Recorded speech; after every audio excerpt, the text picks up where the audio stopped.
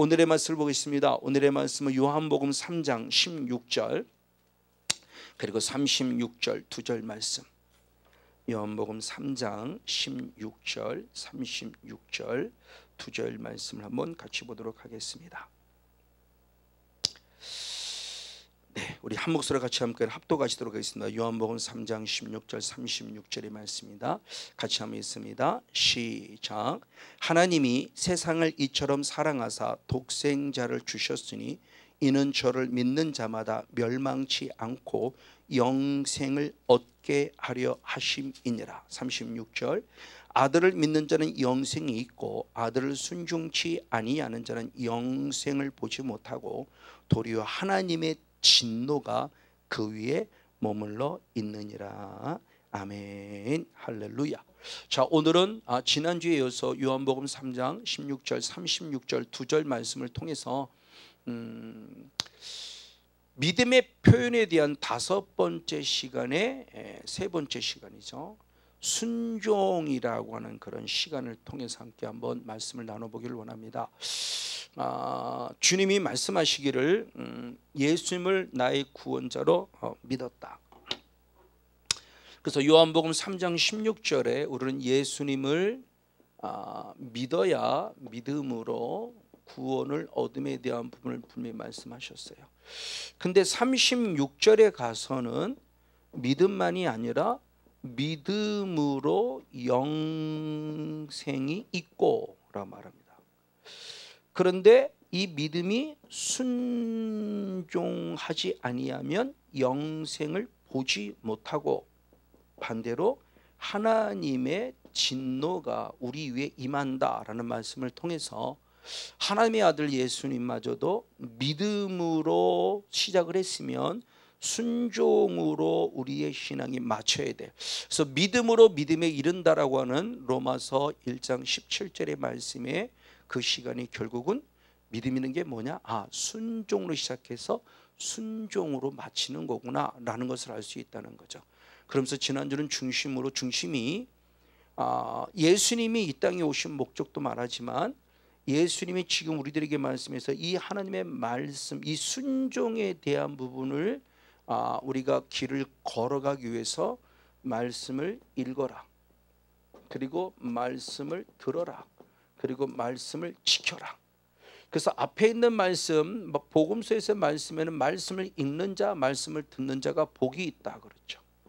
그런데 계시록의 말씀에 가서는 이 말씀을 지키는 자가 또 복이 있다라고 말씀을 합니다. 그래서 예수님이 그 순종에 대한 부분에 지난주까지는 이론이죠.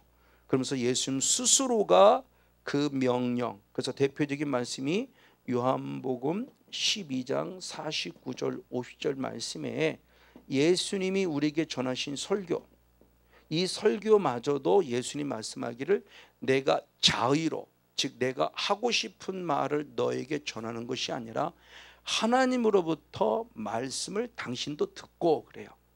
하나님부터 말씀을 들었어요. 이 들은 말씀이 뭐냐? 명령이었어요. 명령. 이 명령이 영생인 줄 알았어요. 그래서 이 영생의 말씀을 그대로 이루노라, 그대로 전하노라. 하나님의 예수님마저도 당신이 하고 싶은 설교가 아니라 하나님부터 말씀을 들었고 들은 말씀을 있는 그대로 준 것이 왜? 그 말씀이 명령이고 명령이 곧 생명이기 때문에. 그러면서 지난주 말씀을 드렸죠. 왜 우리가 명령에 순종해야 되지? 왜 하나님 말씀에 순종해야 되지? 복 받으려고? 아니요. 순종해야 될 이유는 가장 먼저 하나님의 말씀 자체가 명령이기 때문에 그래요. 명령은 군대 용어입니다. 그렇죠? 명령은 군대 용어예요. 그렇기 때문에 실제로는 복종의 개념에 가깝죠. 근데 주님은 우리들에게 순화시켜서 순종하라고도 말하고 복종하라고도 말하고 바울은 그래서 순복하라고도 말하고 있고요. 저 어찌됐든 하나님의 명령이기 때문에 마땅히 순종해야 되는 거예요.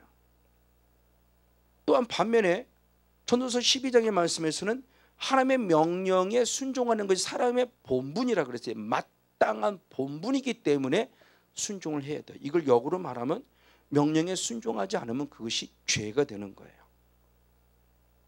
그리고 세 번째는 사도 요한을 통해서 요한복음 14장의 말씀에 19절로부터 쭉 넘어가서 21절, 23절 쭉 말씀해 놓은 세 번씩이나 반복됨이 나를 사랑하는 자는 내 계명을 지키나니 그랬어요. 하나님을 사랑하기 때문에 계명을 지키는 순종이에요. 마땅한 부분이에요.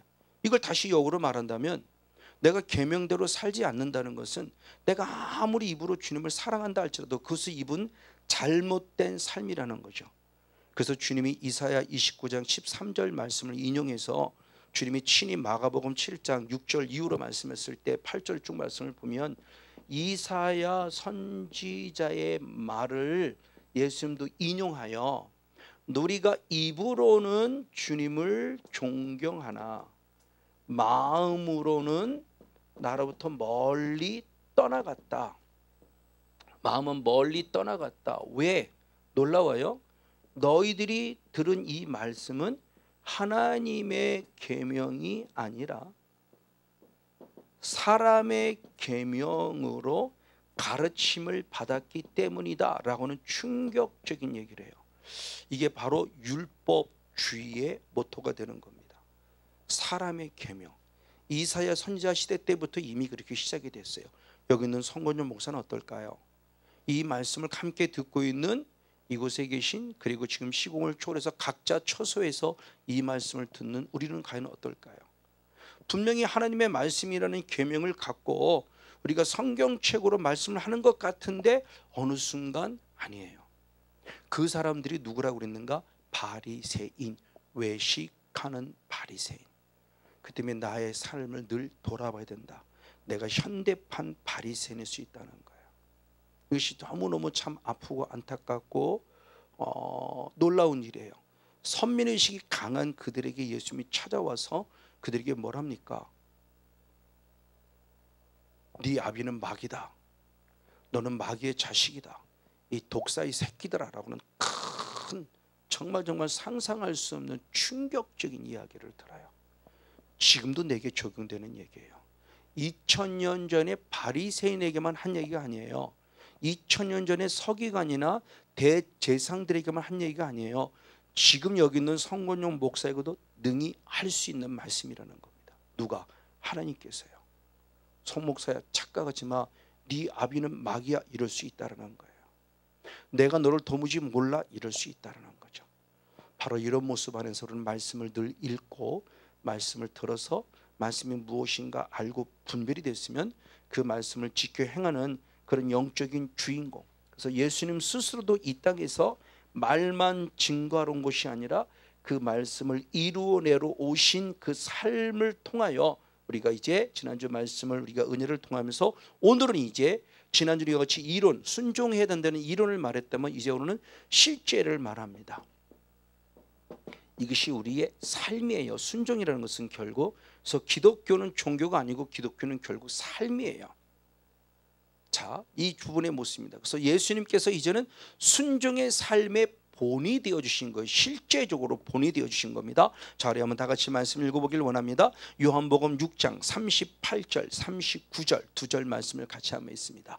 요한복음 6장 38절 39절 두 절 말씀을 같이 보겠습니다. 내가 하늘로서 내려온 것은 내 뜻을 행하리 함이 아니요 나를 보내신 이의 뜻을 행하리 함이니라. 나를 보내신 이의 뜻은 내게 주신 자 중에 내가 하나도 잃어버리지 아니하고 마지막 날에 다시 살리는 이것이니라. 자, 내가 이 땅에 내려온 것, 내가 이 땅에 하늘에서 이 땅에 내려오셨죠. 이 땅에 내려온 것은 내 뜻을 행하리 함이 아니라 하나님 아버지의 뜻, 나를 보내신 하나님의 뜻. 그러니까 예수님이 이 땅에 오셔서 순종을 가르친 것의 끝남이 아니라 순종의 삶을 친히 보여주신 거예요. 그러니까 하나님의 뜻을 이루러 오셨다는 것을 친히 보여주신 자신의 삶을 지금 고백을 합니다. 우리에게만 순종해 라고 말한 게 아니에요. 자, 이와 같이 예수님의 삶을 친히 먼저 경험한 사람이 있어요. 누구냐? 에스라입니다. 에스라 한번 7장 한번 10절의 말씀을 보겠습니다. 구약성경 에스라 7장 10절. 네, 한 목소리로 같이 한번 읽겠습니다. 시작. 에스라가 여호와의 율법을 연구하여 준행하며 율례와 규례를 이스라엘에게 가르치기로 결심하였었더라. 아멘. 에스라는 말씀을 연구하는 자예요. 학자라고 그랬으니까. 제사장님이 학자입니다. 말씀을 연구했습니다. 연구한 거로 끝나냐? 아니요. 연구하고 본인이 먼저 순종했어요. 준행하였더라. 그 말씀대로 본인이 살았어요. 그리고 살은 것을 확실히 배웠기 때문에 이제는 그 말씀을 이 백성들에게 가르쳤다는 거예요. 자, 말씀을 연구하고 가르치는 것이 목적이 아니라 말씀을 연구하고 그가 먼저 순종했어요. 그러니까 예수님이 기도하라 그래서 목사가 먼저 기도해야죠.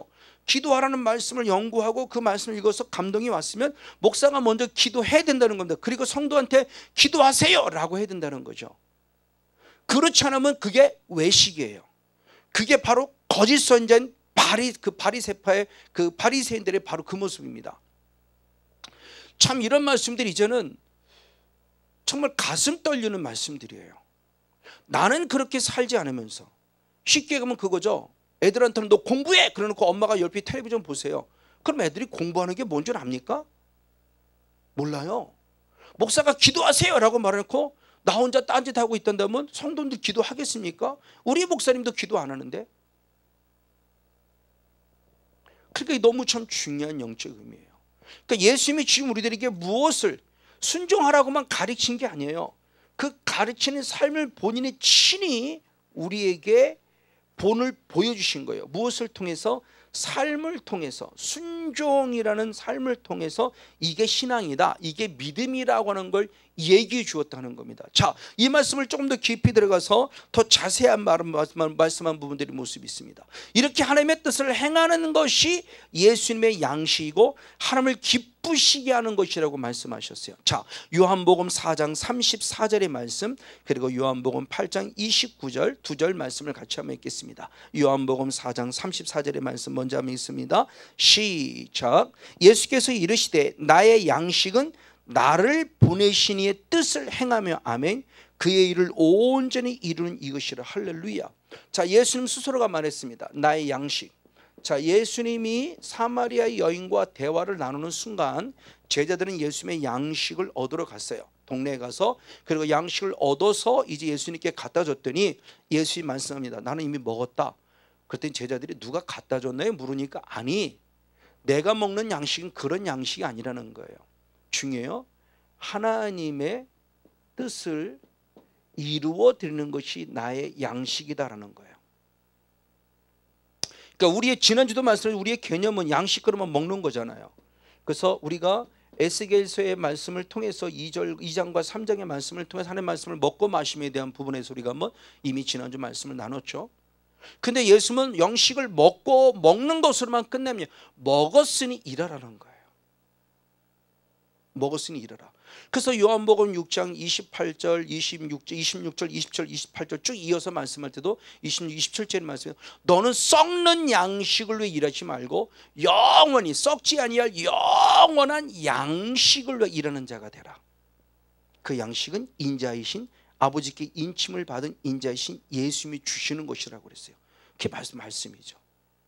그러니까 주님은 말씀을 받고 말씀을 먹고 말씀을 듣고 말씀을 듣는 것으로만 끝남이 아니라 그 말씀을 먹었고 들었기에 그 말씀을 이루어내는 삶을 살았다는 걸 말하는 거죠. 그래서 아까 얘기했던 요한복음 8장 29절의 말씀에 예수님이 친히 하나님께서 나와 함께 하심에 대한 신앙을 고백하죠. 그 하나님의 나와 함께 하시는 신앙을 고백하며 그 신앙의 고백의 모습이 요한복음 8장 29절입니다. 시작. 나를 보내신 이가 나와 함께 하시도다. 아멘. 내가 항상 그의 기뻐하시는 일을 행함으로 나를 혼자 두지 아니하셨다. 하나님의 아들인 예수님마저도 하나님이 떠나지 않고 항상 함께 하셨다고 그래요. 그렇죠. 그래서 사도행전 10장 38절 말씀에도 하나님께서 예수님에게 성령과 능력을 기름부터 부으심에 그가 착한 일을 행하시고 마귀에게 눌린 자를 고치셨으니 하나님이 함께 하셨더라. 그러니까 하나님이 함께 하신 일이 뭐냐는 거예요. 하나님이 기뻐하시는 일이었어요. 그 일을 무엇했다? 행하셨어요. 순종하셨어요. 예수님마저. 예수님 스스로가 하나님이 기뻐하신 일을 순종하셨어요.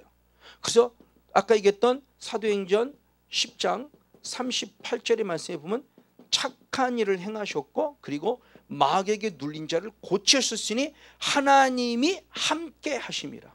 그러니까 예수님이 고친 것이 아니라는 거죠. 예수님마저도 하나님이 함께 하셔서 고쳤고 착한 일을 행하셨다는 거예요. 그러니까 하나님께 예수님마저도 하나님이 기뻐하시는 일을 친히 행하신 거예요. 이것이 우리들에게 적용될 때 이것이 우리가 하나님께 들어가는 영적 예배자의 삶이에요. 로마서 12장 1절에. 그래서 너희 몸을 하나님이 기뻐하시는 거룩한 산 제사로 드리라. 이것이 너희 드릴 영적 예배니라. 그 영적 예배라는 것은 내 삶을 하나님께 드리는 걸 말하는 겁니다. 공동체로 모여서 찬송합시다, 기도합시다, 말씀 들읍시다, 헌금 드립시다, 이런 공동체에 모여지는 단순한 그런 행위적인 예배를 말하는 것이 아니고 내 삶의 예배, 그게 실제로 영적이다 라는 부분의 모습을 지금 말씀하고 있는 부분이죠. 맞습니다. 자, 이렇게 살아가신 하나님의 말씀을 기뻐하는 일을 순종하셨다는 대표적인 예가 예수님의 십자가 사건이죠. 그래서 예수님마저도 하나님의 그 십자가 사건에 대한 순종을 하기 위해서 마태복음 26장의 말씀은 심히 고민되었다고 표현하고 죽게 되었다고 표현해요. 얼마나 그 십자가 사건이 쉽지 않았는지. 그래서 그 말씀을 설명하는 내용이 히브리서 기자는 히브리서 5장 7절에 그렇게 표현했어요. 히브리서 한번 5장 7절. 예수님의 마태복음 26장 예수님의 겟세마네 동산에서 예수님의 모습을 보여줍니다. 자, 히브리서 5장 7절 말씀을 같이 한번 읽겠습니다. 시작. 그는 육체에 계실 때에 자기를 죽음에서 능히 구원하실 이에게 아멘 심한 통곡과 눈물로 간구와 소원을 올렸고 그의 경외하심을 인하여 들으심을 얻었다. 자, 하나님의 아들 예수님마저도 십자가를 치매 심한 통곡, 눈물, 큰 구로 하나님께 아뢰었다 그래요. 그걸 예수님은 고민하셨다고 지금 표현하고 있는 거죠. 너무너무 중요한 모습이에요. 자, 십자가 사건을 위해서 예수님마저, 그러니까 십자가 사건을 위해서 예수님마저 기도하지 않으면 안 됐어요. 그래서 기도의 일꾼을 요청했던 거예요. 자, 마태복음 26장. 마태복음 26장 우리 잘 아는 대로 한번 말씀 보겠습니다. 37절 38절 두 절 말씀을 같이 한번 읽겠습니다. 마태복음 26장 30절 38절. 베드로와 세베대의 두 아들을 데리고 가실새 고민하고 슬퍼하셨어요. 이에 이어 말씀하시되 내 마음이 심히 고민해 죽게 되었으니 너희는 여기 머물러 나와 함께 깨어 있으라 하셨다. 예수님이 기도하는 모습 가운데 이들에게 깨어 있으라고 중보 기도를 요청했어요. 그렇죠? 하나님의 아들 예수님마다 이 십자가라는 이 무거운 짐이 감당하기 쉽지 않은 모습이었어요. 인성을 가진 예수님으로서는. 그러나 잘하는 대로 결국은 내 뜻대로 마옵시고 아버지 뜻대로 하옵소서라고 하고 십자가 사건에 순종했다는 걸 너무나 잘 알아요. 이게 우리 기도 속에서 필요한 부분이에요. 결국은 순종이에요. 내 뜻대로 되는 게 아니에요. 하나님의 뜻대로 우리는 이루어 드려야 돼요. 그게 기도에 대한 하나님의 응답을 받은 자로서의 순종의 삶이에요. 자, 그러면 그 다음입니다. 조금 전에 봤던 히브리서 5장 7절 이어서 8절 9절 한번 두 절 말씀을 한번 같이 보겠습니다. 히브리서 5장 한번 8절 9절 두 절 말씀을 같이 한번 읽겠습니다. 시작. 그가 아들이시라도 받으신 고난으로 순종함을 배워서 아멘 온전하게 되었은즉 아멘 자기를 순종하는 모든 자에게 영원한 구원의 근원이 되셨다. 할렐루야. 자, 너무 중요한 지금 말씀을 하고 있는 겁니다. 하나님의 아들이 십자가에 대한 순종을 통해서 고난을 통해서 순종을 배웠다. 그러면서 8절의 말씀에 십자가라는 고난을 통해서 뭘 배웠냐? 순종을 배웠다.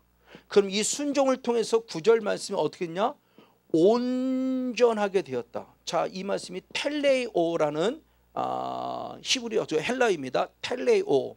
이 온전하게 되었다. 자, 하나님의 아들 예수님마저도 고난의 순종을 통해서 온전하게 되었다. 그럼 예수님이 부족하기 때문에 순종을 통해서 온전하게 되었다? 아니요. 예수님이 이미 온전한 자예요. 이미 완전한 자입니다. 이미 온전한 자이기에 순종을 통해서 내가 온전한 자임을 증명해 보였다는 거죠. 우리야 순종을 통해서 온전할 수 있는 거지만 예수님은 부족함이 있었기 때문에 순종을 통해 온전해진 게 아니에요. 근데 온전해지다라고 말하는 이 텔레오가 영어 성경 킹제임스 버전이나 NIV 버전의 그 영어 성경을 통해 퍼펙트예요. 잘하는 대로. 그러니까 우리의 믿음이 순종인데 순종을 통해서 우리의 믿음이 퍼펙트. 우리가 영어 단어로 생각하면 조금 더 확실하게 퍼펙트한 거래. 그러니까 우리 신앙이 완전한 신앙이에요. 완전한. 우리의 말로는 온전하게 해석이 됐지만 이걸 의역한다면 순종으로 예수님이 완전해졌다는 거예요. 그럼 예수님이 부족해서 아니요. 그의 완전한 신앙을 순종을 통해서 우리에게 본이 되신 거죠. 그 십자가 사건에 대한 예수 스스로의 순종이에요.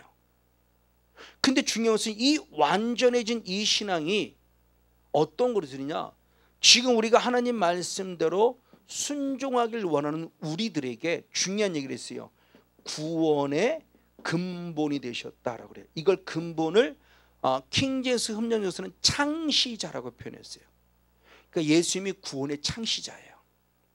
구원의 시작이에요. 구원의 출발점이에요. 자, 그러면 순종의 개념으로 다시 보자는 겁니다. 지지난주는 순종의 개념을 땅에서 누리는 기름진 복의 개념으로 기록된 말씀을 잠깐 나눴지만 실제적으로 지난주 말씀과 오늘 나눈 말씀을 통해서 보면 순종은 단순히 땅의 기름진 복을 위해서 순종하는 게 아니에요. 천국 때문에요. 구원 때문에. 예수님도 스스로 순종을 통해서 완전해지심으로 우리들에게 구원의 근원이 되어주신 거예요. 지금 순종하기를 원하는 우리들을 위해서 구원의 근원, 구원의 창시자가 되어주셨다는 거예요. 자, 여러분 이 말씀을 제발 부탁입니다. 지식으로 받지 마세요. 지식으로 받으면 언젠가 잊어요. 저는 이 말씀이 이제 레마가 된 거예요. 그럼 제가 이 말씀을 우리 목사님끼리 얘기했지만 우리가 이 말씀을 모르는 사람 어디 있어요? 히브리서 5장 6절 7절 8절 9절 다 알아요. 이 말씀 모르는 사람 없어요. 근데 그동안은 제 레마가 안 됐다가 이제는 이 말씀이 레마가 되니까 순종이 뭔가를 이제 아는 거예요. 단순히 복 받으려고 순종한다는 개념이 아니라는 거예요. 믿음을 지키는 과정 속에 중요한 우리 삶이에요. 하나님의 명령에 대한 순종이에요. 무엇 때문에? 구원 때문에요. 천국 때문에요. 믿음으로 구원을 얻었으니 믿음을 지키는 순종을 통해서 구원을 이루어 가야 되는 거예요. 이 순종이에요. 그러니까 이것이 지금 단순히 지식으로 받을 만한 이야기가 아니라는 거예요. 좀 우리가 충격을 받아야 될 필요성이 있어요. 이 말씀에 대해서. 자, 너무너무 중요한 모습을 지금 우리에게 가르쳐주고 있습니다. 맞습니다. 이렇게 온전해지는 신앙의 모습을 우리에게 보여줍니다. 그래서 그 스스로가 당신이 하나님과 동등됨에도 불구하고 동등됨으로 여기지 아니하고 하나님께서 죽기까지 자기를 낮추서 복종하셨어요. 십자가 죽으심으로. 그래서 하나님의 뜻을 친히 이루신 순종의 모습을 보여줬다는 겁니다. 이것을 갖고 야고보 사도 똑같은 이야기를 했어요. 자, 우리 한번 야고보서 2장 22절 말씀. 야고보서 2장 한번 22절 말씀을 보겠습니다. 내가 보거니와 믿음이 그의 행함과 함께 일하고 행함으로 믿음이 온전케 되었느니라. 이게 야고보 사도의 아주 중요한 핵심이죠.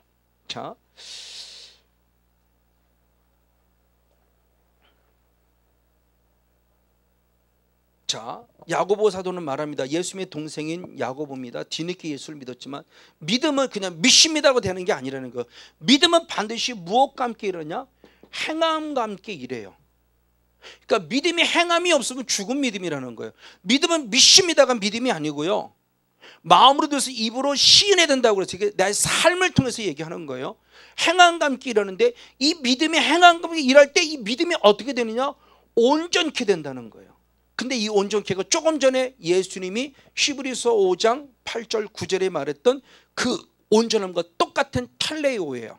그러니까 예수님이 스스로 당신이 하나님의 말씀에 순종함을 통해서 온전함이 무엇인지 본을 보여준 거고, 야고보는 이에 예수님의 친동생입니다. 뒤늦게 예수를 믿었어요. 제자들보다 더. 그랬을 때 깨닫는 거야. 이게 믿음이구나 라고 깨닫는 게 뭐야? 행함이 있는 거구나. 행위 구원이 아니에요, 여러분. 그 말씀을 누차 말씀을 드리는 겁니다. 행함을 얘기하면 자꾸 행위 구원을 얘기하는데 절대 행위 구원이 아니에요. 믿음은 행함과 함께 이루고 행함으로 믿음이 온전케 된다고 말합니다. 그래서 주님께서는 전도서에서 말씀할 때 전도서도 뭐라고 표현했는가? 잠언서 20장 7절, 잠언서 20장 7절 말씀 역시 한번 읽겠습니다. 같이 한번 읽습니다. 시작. 완전히 행하는 자가 누구다? 의인이라. 완전히 행하는 자가 의인이라. 그러면 행했기 때문에 의인 되는 게 아니에요. 의인이기 때문에 행함을 통해서 내 믿음을 완전함을 보여주는 거라는 거예요. 자, 근데 이 말씀이 우리에게 주면서 그런 말씀에 대한 순종인데, 그런 그 말씀이 우리에게 주는 유익이 뭐냐는 거예요. 말씀이 우리에게 주는 유익. 자, 디모데 3장 16절 17절 두 절 말씀을 같이 한번 읽겠습니다. 시작. 모든 성경은 하나님의 감동으로 된 것으로 아멘. 교훈과 책망과 바르게 함과 의로 교육하기에 유익해요. 내게 유익을 준다는 겁니다. 교훈과 책망과 바르게 함과 의로 교육이 유익해요. 그럼 무엇에 유익을 주느냐? 하나님의 사람으로 무엇하게 한다? 온전케 한다. 그리고 모든 선한 일을 행하기에 무엇하게 한다? 온전케 한다. 자, 중요한 얘기를 했어요.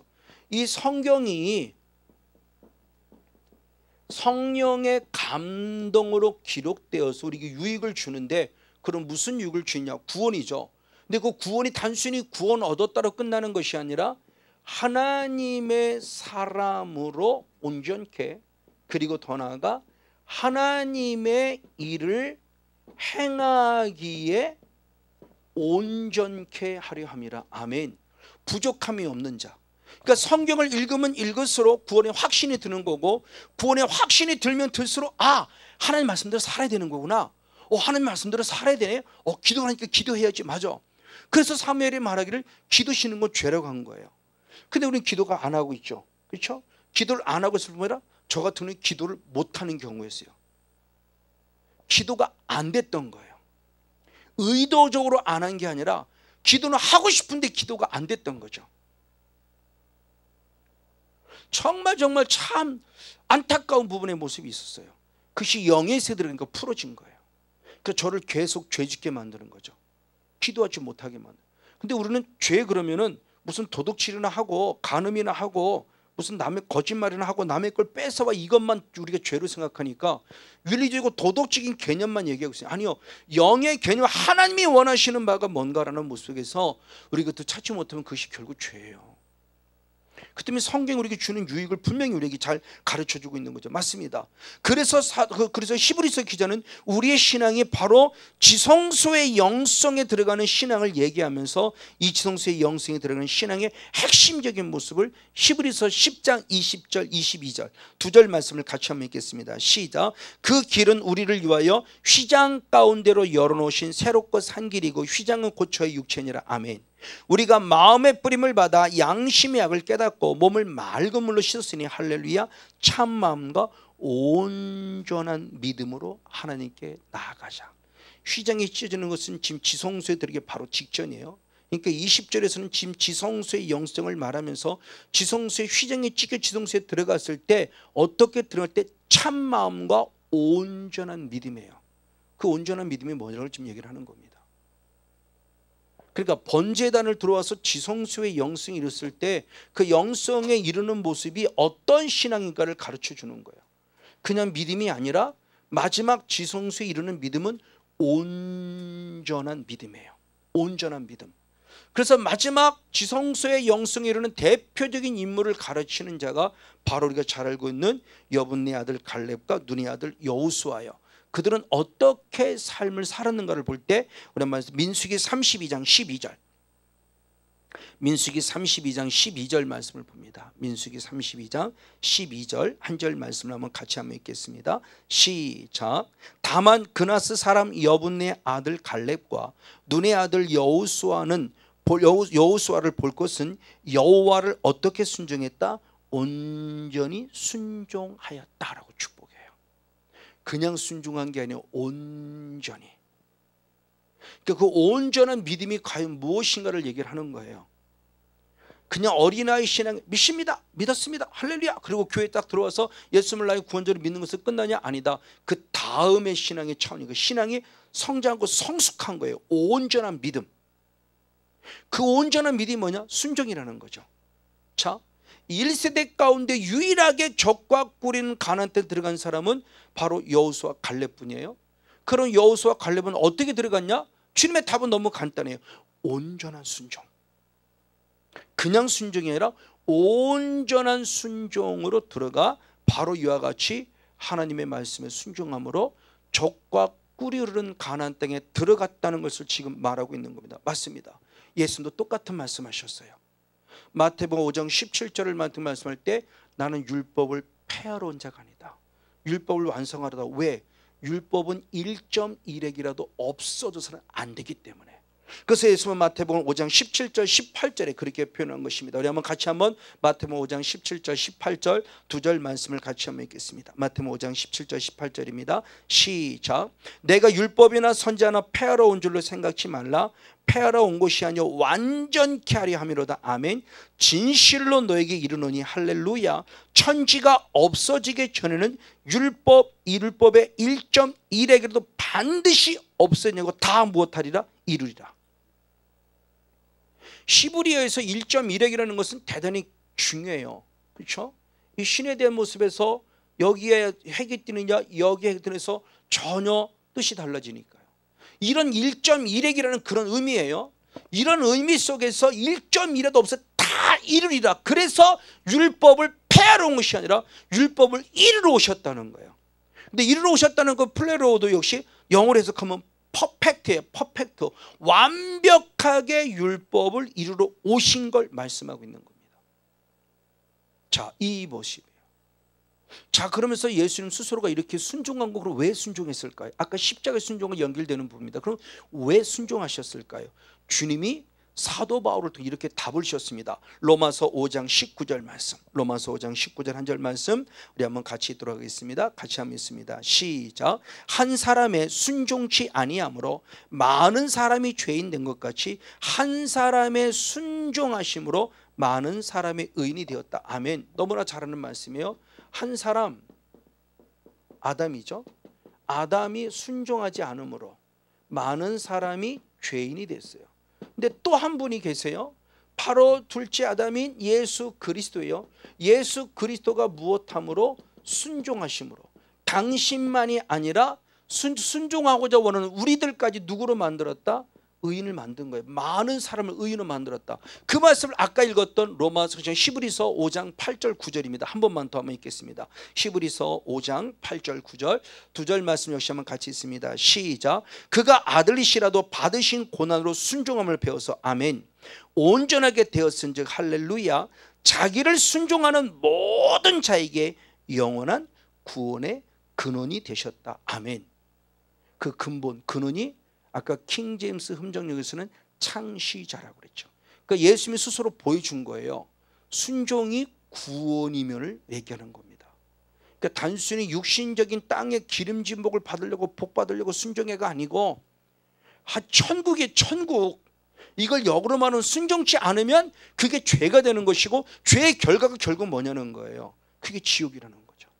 예수님은 분명히 중요한 모습이 말씀에 대한 순종을 통해서 구원의 창시자, 구원의 근본, 구원의 근원이신 거예요. 자, 그럼 우리들의 삶을 다시 한번 돌아보자는 겁니다. 자, 아까도 얘기했지만 예수님이 요한복음 3장 16절에 믿음으로 우리의 구원의 모습을 얘기했어요. 그 얘기를 똑같이 얘기해 누구냐? 사도 바울이죠. 자, 사도 바울은 에베소서 2장 8절 9절에 그렇게 표현했습니다. 우리의 믿음이 무엇이냐? 구원인데 믿음의 구원이 하나님의 은혜요, 하나님의 선물임을 말합니다. 그러면서 우리의 행위를 자랑치 못하게 함이라고 분명히 말하고 있어요. 자, 이 말씀을 한번 에베소 2장 8절 9절 두 절 말씀을 같이 읽습니다. 시작. 너희가 그 은혜를 인하여 믿음으로 말미암아 구원을 얻었나니 아멘. 이것이 너희에게서 난 것이 아니요 할렐루야. 하나님의 선물이라. 아멘. 행위로 난 것이 아니니 이는 누구든지 자랑치 못하게 하람이라. 그러니까 믿기 전에 행위를 자랑해서 행위로 구원의 것을 말하면 이건 잘못된 거죠. 그러니까 누구도 행위로 자랑할 수 없어요. 우리는 하나님의 은혜로 구원 얻은 거예요. 그럼 하나님의 은혜로 구원을 다 끝났냐? 아닙니다. 10절은 이렇게 표현했어요. 우리 한번 다시 한 번만 더 한 구절 더 나가서 한번 10절 말씀을 보겠습니다.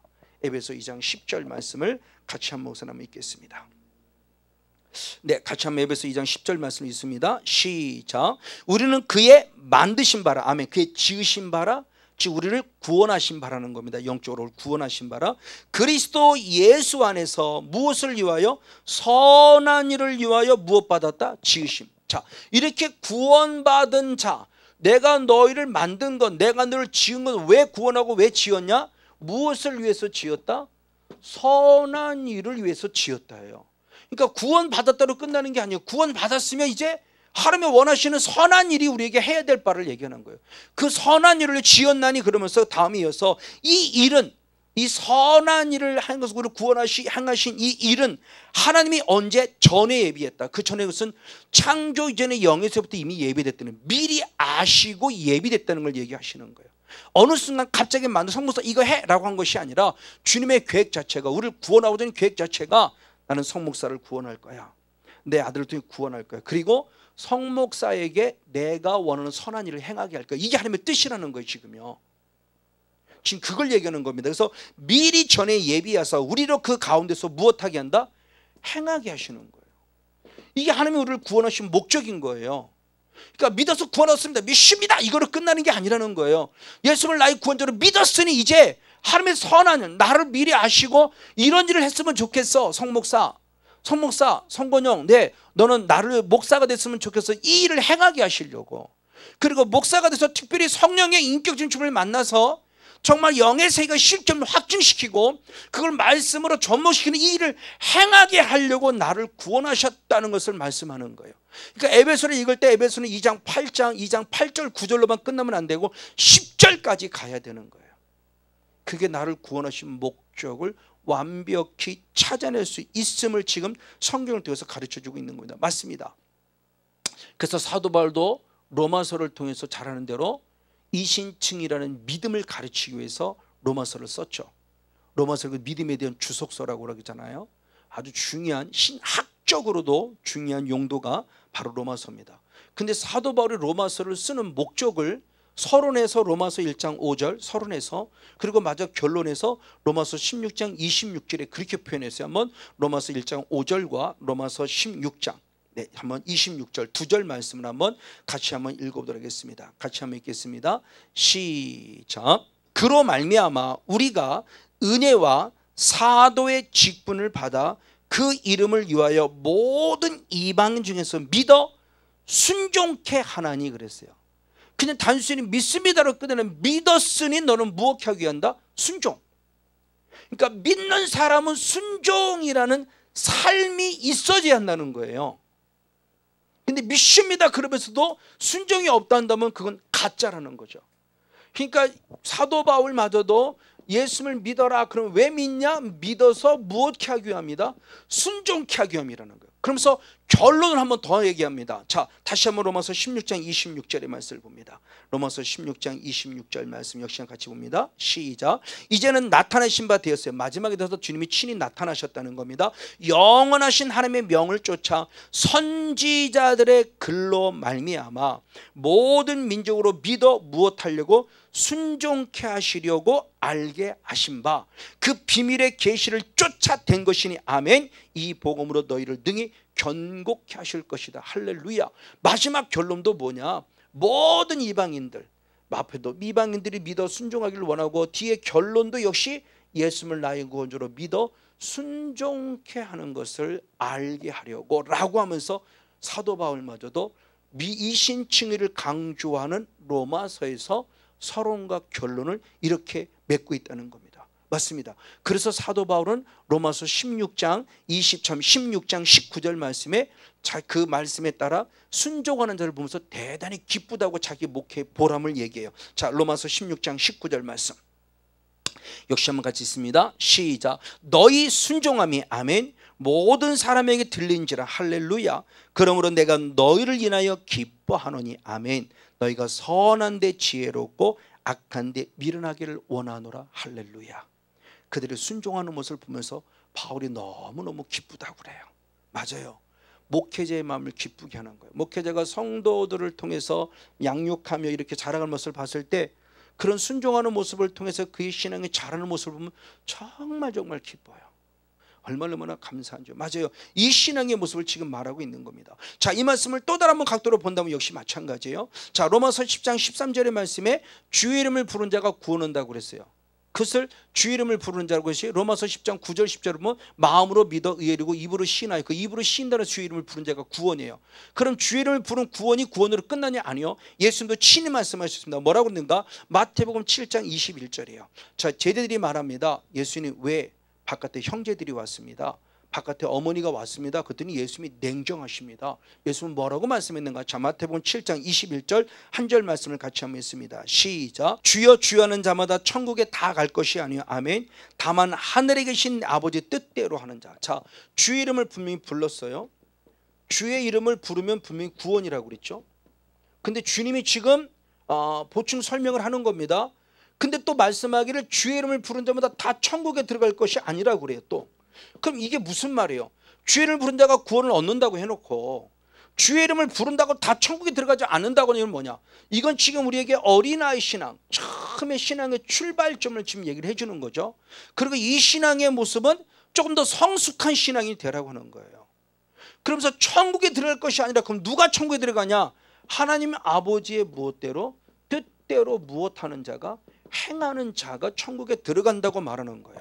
이게 바로 순종을 지금 말하고 있는 거예요. 순종. 그러니까 예수를 믿습니다. 아멘. 그 믿음은 뭐냐? 이제 순종. 요한복음 3장 10절 믿습니다. 영생. 그러면 순종. 사도 바울도 순종. 예수님이 친히 그렇죠. 마지막 산상보훈 7장의 결론의 말씀이 뭐냐? 순종. 하나님의 뜻대로 행하는 자. 그래서 예수님이 마태복음 12장 51절 말씀에도 조금 전에 얘기했던 누가 내 형제니에 대한 부분에서 얘기했을 때 동일한 모습으로 말하고 있죠. 마태복음 바로 12장 50절 한 절 말씀 같이 한번 읽겠습니다. 마태복음 12장 50절입니다. 시작. 누구든지 하늘에 계신 내 아버지 뜻대로 행하는 자가 내 형제요 자매요 모친이라. 누가 내 형제냐? 지금 어머니가 오셨는데요. 형제들이 왔는데요. 어머니가 들을 때 형제를 때 얼마나 매몰찬 얘기예요. 그래 어머니 잠깐만 기다려 이러든지 조금만 기다리고 있어 끝나면 만나 이것도 아니고 누가 내 형제니? 누가 내 모친이니? 분명히 말합니다. 하나님 아버지의 뜻대로 행하는 자가 될 때 나의 모친이고 내 형제라는 거예요. 그럼 지금 우리가 살아가는 삶도 똑같죠. 여기 있는 성건영 목사부터 시작해서 우리가 정말 하나님의 뜻대로 행하고 있습니까? 복 받으려고 행하는 거 아니에요? 복 받으려고 순종하는 거 아니에요? 천국의 문제예요. 구원의 문제예요. 그래서 주님이 아까 얘기했던 모습에서 마태복음 7장 아까 20절의 말씀에 그 20절이 21절의 말씀에 봤을 때 아버지 뜻대로 행하는 자가 들어간다고 말하며 많은 사람이 내가 주여 주여 했습니다. 주의 이름으로 귀신 쫓아냈습니다. 주의 이름으로 선자 노릇했습니다. 그럴 때 나는 너를 도무지 모른다고 이 불법을 행한 자들아. 말씀에 불순종한 자를 얘기하죠. 불법을 행할 때 몰라요. 근데 그 앞절에 말씀할 때 마태복음 7장 20절이 뭐냐? 열매를 보고 내가 너를 안다고 표현해요. 근데 그 우리말로는 지금 이제 직역하면 열매입니다. 근데 그걸 의역한 거예요. 의역해서 풀어 쓴 성경입니다. 의역해서 풀어 쓴 성경이 공동 번역과 현대인 성경입니다. 자, 마태복음 7장 20절을 개역 성경 그리고 공동 번역 그리고 현대인 성경을 한번 같이 한번 보겠습니다. 마태복음 7장 20절의 말씀부터입니다. 자, 같이 한번 읽겠습니다. 시작. 그의 열매로 그들을 알리라 그랬어요. 근데 그 열매가 공동 번역에는 행위를 보고 안다고 말했고 마지막 현대인 성경에서는 뭐라고 표현했냐? 그들을 자 행동으로 알리라. 그래서 공동 번역을 본 그러므로 너희는 그 행위를 보아 그들이 사람인지 알게 된다. 현대인 성경은 그러므로 너희는 그들의 행동을 보고 그랬습니다. 행동을 보고 그들을 알아낼 수 있다라고 말해요. 그의 행위, 행동. 그 열매가 뭐냐는 거예요. 기도 많이 해서 기도 어떤 응답을 받는 그 열매, 전도를 많이 해서 전도를 몇 명이냐 그 열매, 그 열매가 아니에요. 내가 그 마태복음 7장에서 말씀하는 그 내용은 거짓 선자를 보는 거죠. 누가 거짓 선자는 겁니다. 그래서 말씀은 기가 막히게 가르친다. 그냥 말씀대로 안 사는 사람을 거짓 선자를 얘기하면서 그 거짓 선자의 열매를 보내는 그의 삶을 보면 안다라는 거예요. 그의 마지막에 삶을 봐라.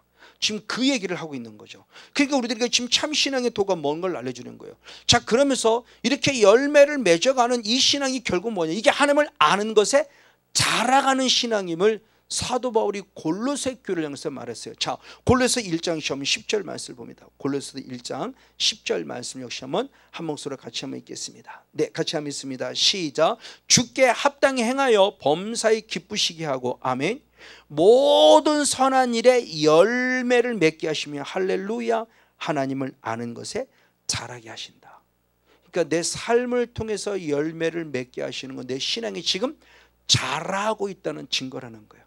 그러니까 주님은 어린아이 신앙으로 머무름이 아니라 순종하는 청년의 신앙, 아비의 신앙으로까지 자라라는 거예요. 그렇죠? 자녀들이 어렸을 때 땡깡만 부리잖아요.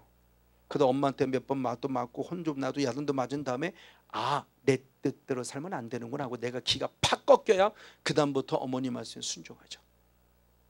아버지 말씀에 순종합니다. 애들도 보면 애들 기싸움 한다고 그러잖아요. 엄마한테 안 기르려고. 그래서 땡깡 부리는 1시간이고 2시간이고 3시간이고 깽깽거리고 우는 겁니다. 그때 대부분 엄마들이 다 약해지고 먼저 팍 무릎을 꿇죠. 알았어 네가 원하는 대로 해줄게. 이러면 이미 지는 거예요. 근데 하나님은 절대 우리에게 그러지 않으세요. 성목사 알아서 네가 원하는 대로 해줄게. 아니요, 내가 원하는 대로 해 이거예요. 주님은. 그러니까 주님 앞에 큰 채찍을 만나기 전에 정신 바짝 차리는 거죠. 그러니까 말씀을 통해서 이미 우리 선조들이 어떻게 살아가를 보면서 빨리 깨닫는 겁니다. 빨리 순종해야 되는 거구나.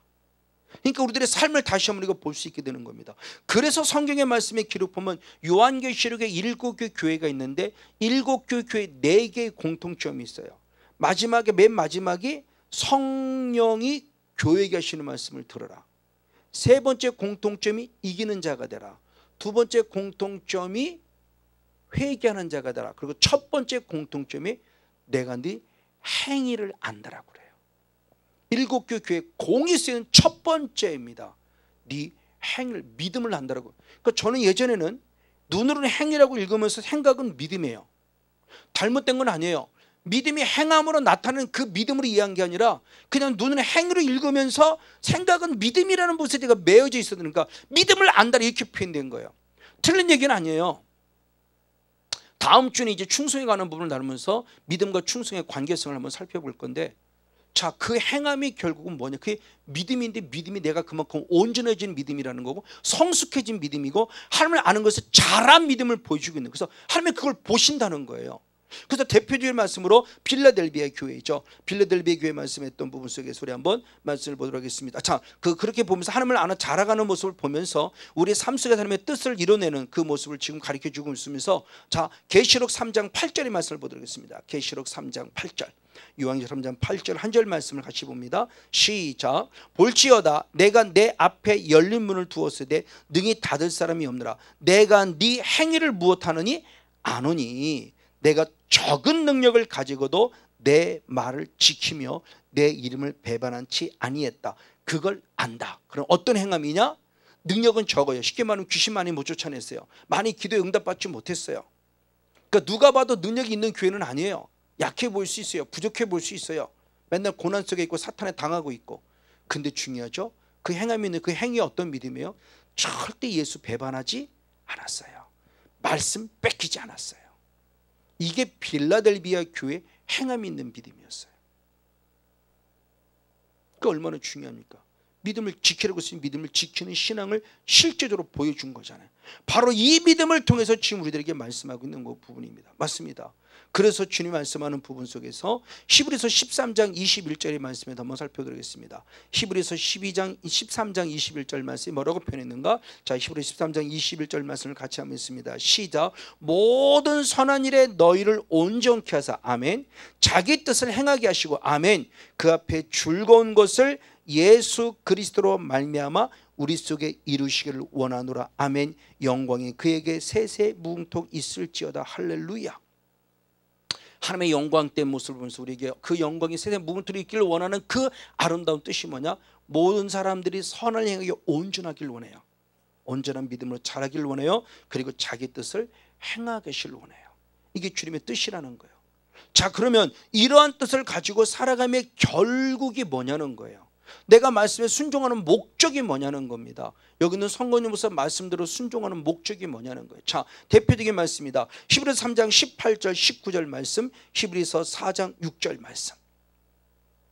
자, 두 절 말씀을 같이 한번 보도록 하겠습니다. 두 개의 말씀입니다. 히브리서 3장 18절 19절을 먼저 봅니다. 시작. 또 하나님이 누구에게 맹세하사 그의 안식에 들어오지 못하려 하셨느냐. 안식은 지금 뭐냐? 가나안 땅을, 누가 가나안 땅에 들어가지 못한다고 하셨냐? 그 가나안이 지금 우리에게는 천국이죠. 누가 천국에 들어가지 못한다고 하셨느냐? 자, 곧 무엇하지 못하는 자, 순종치 아니하는 자로 못 들어간다. 그러면서 순종이 뭐냐? 그걸 보충 설명한 거예요. 19절의 말씀에 이로보건대 저희가 무엇하지 않으므로 믿지 않으므로 능히 들어가지 못해. 다시 말하면, 자, 순종을 어디에 넣느냐? 믿음 속에서 나오는 거라는 거예요. 믿으니까 순종하는 거예요. 믿지 못하면 순종하지 못한다는 거죠. 내가 하나님을 믿지 못하는데 뭐하러 순종해요? 내가 저 사람을 믿지 못하는데 뭘 어떻게 돈을 빌려줘요? 그 사람을 믿어야 내가 돈을 빌려주는 거잖아요. 그러니까 하나님을 내가 확실히 믿으니까 하나님 걱정하지 마세요, 내가 해드릴게요, 이렇게 되는 거죠. 하나님을 어떻게 믿어요? 그거 보장해 줄 수 있어요? 그럼 뭐 행함이 없는 거죠. 그러니까 믿음 따로 순종 따로가 아니라 믿음이고 순종이라는 것이고 순종이고 믿음이라는 것이, 아까 야고보 사도에도 믿음은 행함과 함께 일하고 행함으로 믿음이 온전케 되는 거예요. 그 믿음은 순종과 함께 일한다는 겁니다. 그 순종이 없는 믿음은 잘못된 믿음인 거죠. 그러면서 그 똑같은 말씀을 그 히브리서 4장 6절에도 똑같이 표현했죠. 자, 히브리서 4장 6절을 한번 더 보도록 하겠습니다. 히브리서 4장 6절의 말씀입니다. 시작. 그러면 거기 들어갈 자들이 남아있거니, 안식에 지금 천국에 들어갈 자, 즉 가나안 땅에 들어갈 자가 남아있는데 누구냐라고 했을 때, 먼저 복음을 받은 자들은 순종치 아니함을 들어가지 못했다. 왜 그들이 못 들어갔냐? 순종치 아니했다. 그 대표적인 예를 지금 말씀해 주고 있는 겁니다. 민수기 32장 11절. 아까 12절은 갈렙과 눈의 아들 여호수아와 그 갈렙에 대한 모습을 말했죠. 온전히 순종했다. 그러면 11절이면서 누구를 얘기하고 있냐? 민수기 32장 11절입니다. 시작. 애굽에서 나온 자들의 20세 이상으로는 한 사람도 내가 아브라함과 이삭과 야곱에게 맹세한 땅을 정령이 보지 못하리니. 야곱, 이스라엘, 아브라함과 그 지금 가나안 땅을 얘기하는 거. 그럼 왜 보지 못하냐? 이는 그들이 나를 온전히 순종치 아니했기 때문이다. 온전히 순종치 아니했기 때문에 그래요. 그래서 1세대는 다 못 들어갔죠. 2세대만 들어갔고 1세대 가운데 여호수아, 갈렙만 들어간 거죠. 왜? 그들은 온전히 순종했기 때문에. 지금 이 시기에 주는 대단한 영적인 교훈을 주고 있는 거다. 맞습니다. 그래서 주님은 마지막 백보자 심판이 무슨 심판이냐? 믿음 심판이 아니에요. 행위 심판이에요. 자, 우리는 성경을 확인해 봅니다. 계시록 20장 12절. 계시록 20장 12절 한 절 말씀을 같이 한번 읽겠습니다. 시작. 또 내가 보니 죽은 자들이 물온대소하고 그 보좌 앞에 섰는데 책들이 펴 있어요. 또 다른 책이 퍼져 있어요. 다른 책은 생명록입니다. 책들은 행위록입니다. 그 생명책이라 그랬어요. 그러면서 죽은 자들이 자기 행위를 따라 책들에 기록한 대로 심판을 받아요. 죽은 자들이 행위를 따라. 그럼 불신자가 심판을 받을까요? 아니요. 행위 심판 받는 건 불신자가 아니고 믿는 우리들이. 왜? 이미 요한복음 8장 16절 10절 18절 말씀에 믿지 않는 자는 이미 심판받았다 그랬어요. 그들은 이미 심판받은 자예요. 그리고 지금 예수 그리스도를 나의 구원자로 믿는 자들의 모습을 다시 한 번 더 백보자 심판에 끌어올리는데 행위를 통한 심판이 있다는 거죠. 자, 그 말씀에 대한 부분을 구약 성경의 솔로몬이 그렇게 고백했어요. 전도서 12장 14절. 전도서 12장 14절. 네, 역시 한번 같이 한번 있습니다. 시작. 하나님은 모든 행위와 모든 은밀한 일을 선악간에 심판하신다. 우리 행한 일을 은밀한 것까지 마지막 꼭 주님은 드러내신다. 지금 우리도 꼼짝 못하는 게 CCTV 있잖아요. 하늘에 나는 영적인 CCTV가 있어요. 이거 지워지지 않으면 안 돼요. 회개할 때문에 지워진다고 그랬어요. 그걸 지우지 않으면 그대로 남아있다는 것이, 그것이 하나님의 마지막 올라가서 그것을 보고 심판받는다는 거예요. 이게 성경이 그러고 있는데요. 믿음이 뭔가를 지금 얘기를 하는 거예요. 믿음. 믿음, 믿습니다로 끝나는 게 아니라는 거죠. 그 믿음의 모습입니다. 그래서 예수님도 요한복음 5장 29절에 그렇게 표현했습니다. 요한복음 5장 29절 말씀을 한번 같이 한번 읽겠습니다. 요한복음 5장 29절입니다. 시작. 선한 일을 행한 자는 생명의 부활로, 악한 일을 행한 자는 무엇의 부활로? 심판의 부활로. 마지막 때 백보자 심판 때의 모습을 지금 말하고 있는 거죠. 자, 우리는 다 부활이 돼요. 예수 그리스도를 나의 구원자로 믿는 자들이 부활이 되는데 어떤 이냐? 선한 일을 행한 자가 있고 악한 일을 행한 자가 있는데 이에게는 영생의 부활이 있는 건 반면에 이에게는 심판의 부활이 있다고 말씀합니다. 이 악한 자가 예수 안 믿는 불신자를 말하는 게 아니에요. 예수를 믿는다고 하는데 성목사가 악하게 행한 거예요. 간음하고요, 거짓말하고요, 가식하고요, 외식하고요. 목사로서 하나님이 드리는 헌금들을, 성도들의 헌금들을 마음대로 쓰고요. 저 지금 정치인들이 마음대로 쓰고서 전혀 가치가 모르는 것처럼. 목회자는 안 그런가요? 성도들은 하나님께 드립니다. 성도들이 목사보다 나아요. 믿음을 갖고 하나님께 드리는 건데 목사가 개인 것이냐, 하나님의 것을 함부로 쓰죠. 정말 조심해야죠. 하나님이 그걸 모를까요? 아시죠. 그건 안 기록되어 있을까요? 그거 기록되어 있죠. 그게 행위록이죠. 다 지금 카메라로 찍고 있는데 무엇인들 숨길 수 있겠습니까? 그 어떤 것도 절대 숨길 수 없다는 겁니다. 그래서 다니엘도 똑같은 말씀을 한 거예요. 그렇죠? 구약의 계시록에는 다니엘이 다니엘 12장 2절의 말씀을 봅니다. 다니엘 12장 2절 역시 한번 한 절 말씀을 같이 보겠습니다. 시작. 땅의 티끌 가운데서 자는 자 이미 죽었던 자들을 얘기합니다. 자는 자 중에 많이 깨어 영생을 얻는 자도 있는가 반면에 수욕을 받아서 무궁히 부끄러움을 입을 자도 있을 것이다. 마지막 때 이래를 얘기한 거죠. 70일을 얘기하면서 마지막 이래를 얘기하면서 마지막 최후의 모습에 자는 자들 가운데 일어나서 누군가는 기쁨을 맛보고 즐거움을 맛보고 감사를 맛보는, 누군가는 수욕을 당할 자, 부끄러움을 당할 자가 분명히 있다는 거예요. 자, 그리고 조금 전에 말씀 이 대상이 그럼 이 심판의 대상이 누구냐? 불신자가 아니라는 거예요. 이것이 지금 우리들에게 지금 심각한 문제입니다. 바로 이번의 모습을 잘 설명한 것이 아까 설명하다 다 그냥 말로만 설명인데 마태복음 7장 22절 23절 두 절 말씀입니다. 마태복음 7장 22절 3절 말씀 주님이 친히 이렇게 말씀하셨습니다. 같이 한번 읽겠습니다. 시작. 그날에 많은 사람이 나더러 이르되 주여 주여 우리가 주의 이름으로 선지자 노릇하며 아멘, 주의 이름으로 귀신을 쫓아내며 아멘, 주의 이름으로 많은 권능을 행치하였나이까. 주의 이름이라는 것은 주의 이름을 부르는 자, 구원 얻었던, 그러니까 구원 얻었다는 자들이잖아요. 단순히 구원 얻은 것이 아니라 구원 얻은 자가 능력도 행했고 뭐 선지자, 오늘날 말은 목사님 노릇도 했고 여러 가지 많은 일들을 한 거예요. 그런데 많은 사람입니다. 그런데 23절에 그때 내가 저에게 밝히 말하되 내가 너를 도무지 알지 못한다. 내가 너를 몰라 이거예요. 아니 하나님 무슨 말씀이에요? 내가 예수 이름으로 기도했고 예수 이름 병 고쳤고 예수 이름 귀신 쫓아냈고 예수 이름 설교도 했고 예수의 이름으로 많은 일을 했는데 왜 나를 모른다고 합니까? 몰라. 왜요? 이 불법을 행한 자들아. 그래서 요한일서 3장 5절 이후의 말씀이 불법이 바로 죄라고 한 거죠. 불순종해서 죄 지은 자예요. 그러니까 남들에게는 기도하라 그러고 나는 기도 안 했다는 거예요. 그렇죠? 전도하라 그러고 나는 전도 안 했다는 겁니다. 성경 읽으세요 그러고 나는 성경 안 읽었다는 거예요. 사랑하라 그러고 목사님 나는 사랑을 안 했다고. 제가 그랬었어요. 이 은혜 있기 전에는. 왜 집에만 가면 짜증 나는데, 화가 나는데, 뭔가 알 수 없는 분노가 있는데, 그것이 아내와 그 아이들에게 결국 폭언으로 나오고 아이를 심하게 때리기도 하고. 그래도 제가 목사였어요. 그래도 제가 목사였대요. 천국 가는 줄 알았다니까요. 이 은혜 있기 전에는. 이 은혜 있고 나서 그게 아니라는 걸 깨달은 거죠. 그래서 아들 앞에 무릎 꿇고 용서도 구하고요. 아내에게도 마찬가지고 딸에게도 마찬가지고 정말 지금은 최선을 자를 위해서. 왜? 이것이 엄청난 죄라는 걸 알았고 잘못된 것을 알았기 때문에. 나는 실제로 사랑 안 했잖아요. 아내를. 아이들 사랑 안 했잖아요. 오히려 분노의 대상이었고 내 짜증의 대상이었지. 그러니까 얘가 얼마나 잘못 살았니. 그러니까 우리 삶이에요. 믿음은요. 결국 내가 기도 많이 했다고 자랑할 거 하나 없어요. 주야 이러는 게 이게 신앙이 아니에요. 7시간 10시간 처리하고 기도, 이게 신앙이 아니라는 거예요. 삶이에요. 가정 안에서 하나님의 나라를 이루는 삶, 나를 통해서 가정이 얼마큼 하나님의 나라를 이루어가는 통로가 되고 있냐는 거예요. 이게 다 지금 어둠이 잘못된, 그런 잘못된 모습을 통해 지금 우리들이 어떠한 길을 걸어가고 있는 걸 대표적으로 보여주는 겁니다. 맞습니다. 이런 사람을 향해서 사도 바울이 뭐라고 표현했냐. 디도서 1장 6절을 봅니다. 디도서는 입으로는 주님을 사랑하고 자랑한다는데 행위로는 주님을 부인하는 자예요. 이 사람들이 결국 누구냐는 거죠. 디도서 1장 한번 16절 두 절 말씀, 한 절 말씀을 같이 한번 읽겠습니다. 시작. 하나님을 시인하나 행위로는 무엇한다? 부인하니 이 사람들이 누구다? 가증한 자. 이 사람 누구다?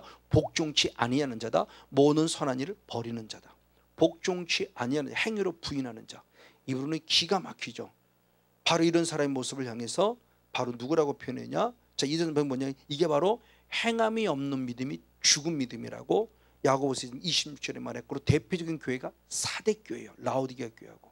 그래서 계시록 3장 한번 1절의 말씀을 보겠습니다. 계시록 3장 1절에 사대교회가 어떤 교회인가를 가르쳐주고 있습니다. 시작. 사대교회 사자에게 편지하기를 하나님의 일곱 영과 일곱 뼈를 가진 이가 가라사대 내가 네 행위를 아노니. 그렇죠? 사대교도 행위를 안다고 했어요. 그래서 무슨 행위냐? 네가 살았다는 이름은 가졌으나 결국 뭐다? 죽은 자라는 거예요. 자, 남들이 볼 때는 살아있는 교회 같아요. 사대교회가. 왜? 교회가 크죠. 부흥했죠. 그렇죠? 돈도 많죠. 재산도 많죠. 사람도 많죠. 그렇죠? 인복도 있고 일꾼도 많고 전도도 많이 하고 교회니까. 그러니까 외적으로 보면 살아있는 교회인데 하나님이 보는 영의 교회로 보니까, 영적 눈으로 보니까 죽은 교회예요. 결국 행함이 없는 믿음이에요. 죽은 교회. 살아있는 교회가 아니에요. 죽은 교회예요. 지금 우리들의 모습이 그렇죠. 바리새인이 바로 그렇고요.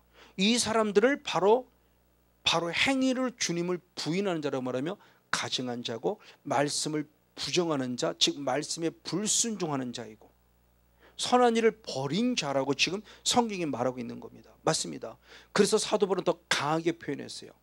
데살로니가 교회를 향해서는요. 그래서 데살로니가 후서 1장 8절 9절 한번 두 절 말씀을 보겠습니다. 데살로니가 후서 1장 8절 9절 두 절 말씀을 같이 봅니다. 하나님을 모르는 자들과 아멘 우리 주 예수의 복음을 복종치 아니하는 자들에게 형벌을 주시리니 아멘. 이런 자들의 주의 얼굴과 주의 힘의 영광을 떠나 영원한 멸망의 형벌을 받으리라. 할렐루야. 자, 아까도 요한복음 3장 36절의 말씀에 아들을 믿는 자 영생을 보고 아들을 순종치 아니하는 자 영생을 보지 못하고 하나님의 진노가 그 위에 있다라고 그랬어요. 이걸 지금 사도 바울이 말하는 겁니다. 하나님을 모르는 자, 하나님을 모르는 자는 불신자를 말하는 게 아닙니다. 사도 바울이 스스로 고백했어요. 그렇죠? 디모데전서 1장 13절에 나는 하나님을 믿지 않았고 알지 못했다. 모르는 자예요.